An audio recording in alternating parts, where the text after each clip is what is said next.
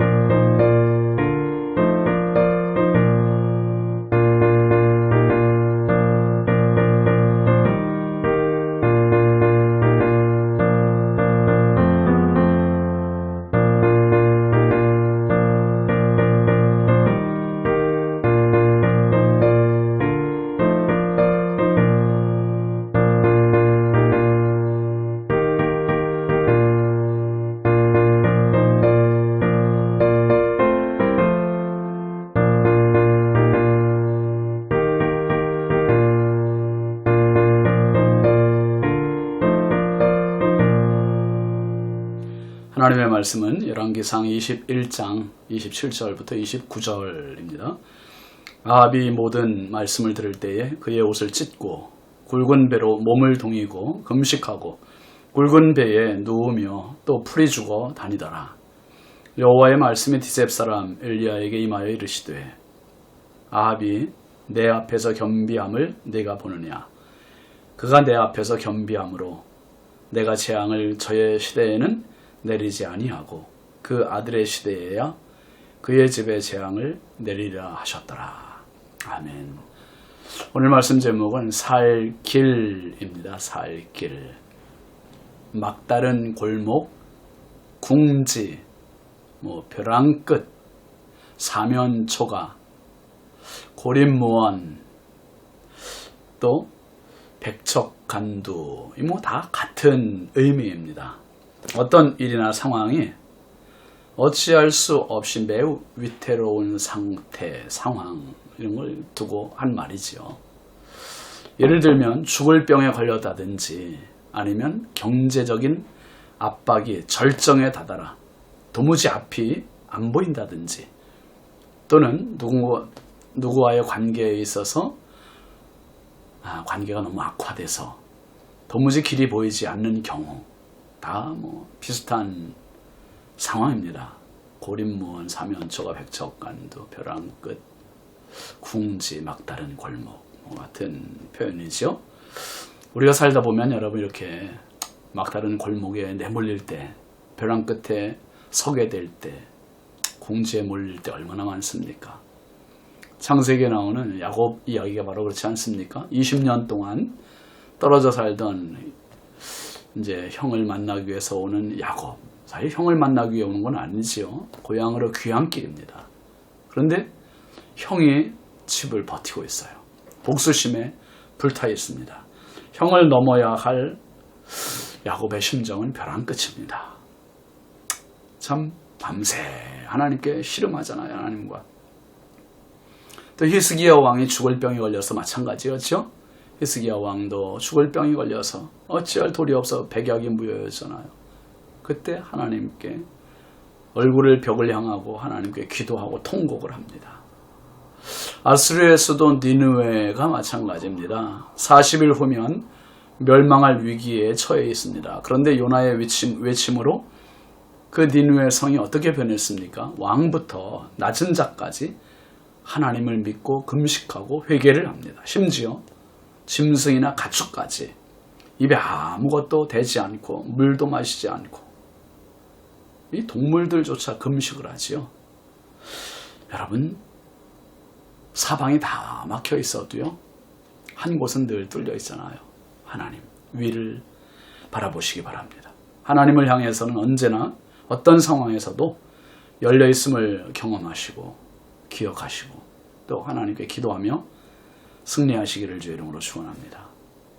이미 결정된 아합의 가문을 향한 하나님의 징계와 심판은 정말 참혹합니다.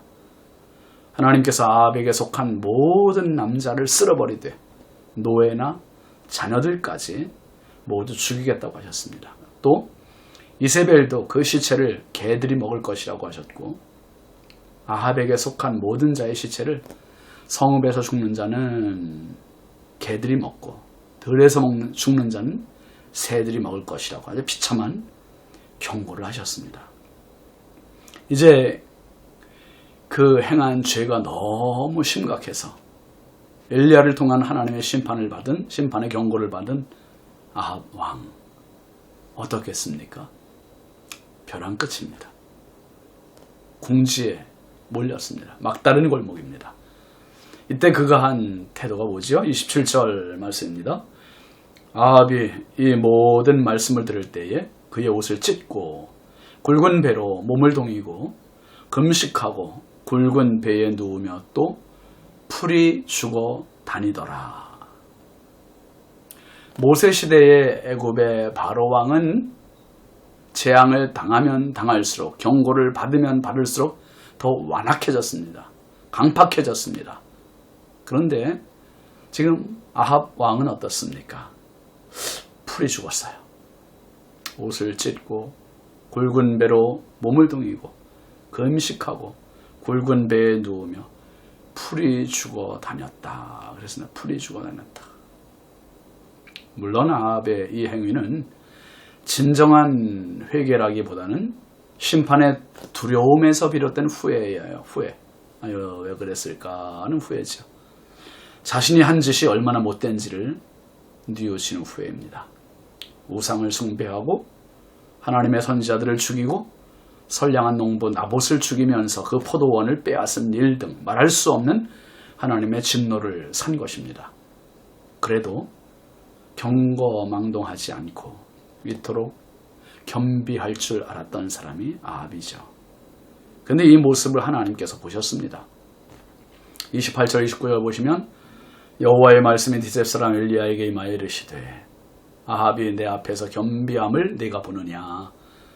그가 내 앞에서 겸비함으로 내가 재앙을 저의 시대에는 내리지 아니하고 그 아들의 시대에야 그의 집에 재앙을 내리리라 하셨더라. 하나님은 엘리야에게 물으세요. 아합을 보느냐? 아합을 보느냐? 이 아합의 겸비함 하나님 다 알고 계시고 다 보고 계세요. 그 아합의 겸비함, 그것 때문에 심판이 유보되는 겁니다. 그의 당대가 아니라 그의 아들의 시대에 재앙을 내리기로 하나님 결정하셨어요. 그런데요, 여기서 분명히 알아야 할 건 아합이 진정한 회개를 한 것은 아니라는 사실이에요. 진정한 회개라면 나봇의 포도원을 포기해야 돼요. 우상을 척결해야 돼요. 회개에 따른 열매가 있어야 했던 것입니다. 참 회개는 눈물과 행동이 동반되어야 하는 것입니다. 그럼에도 사면초가의 위기에서 살 수 있었던 아합은 자신의 겸비한 태도 그리고 하나님의 전적인 은혜입니다. 하나님 앞에서 자신을 낮추고 겸비하고 무엇보다 하나님의 은혜가 응답으로 주어진 것입니다. 아모스 5장 6절 말씀은 이렇게 이야기합니다. 너희는 여호와를 찾으라. 그리하면 살리라.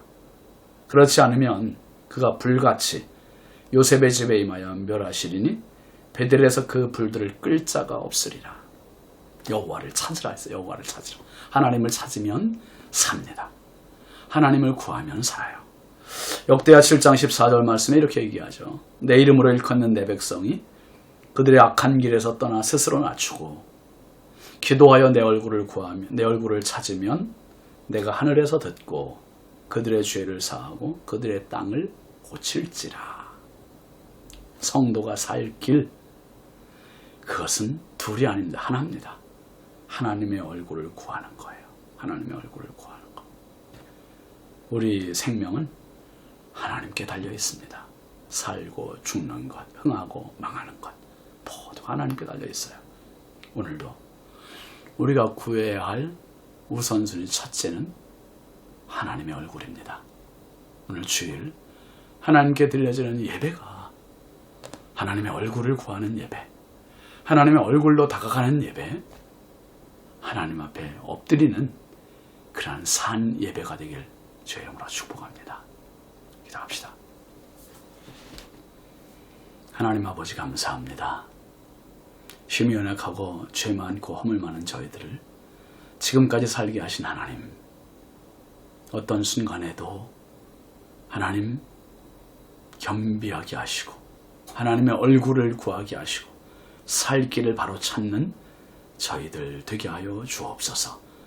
오늘 주일 예배 하나님 주의 성령께서 함께 하시고 하나님의 얼굴을 구하는 예배가 되게 하시고 하나님의 얼굴로 다가가는 참 생명의 예배 되게 하옵소서.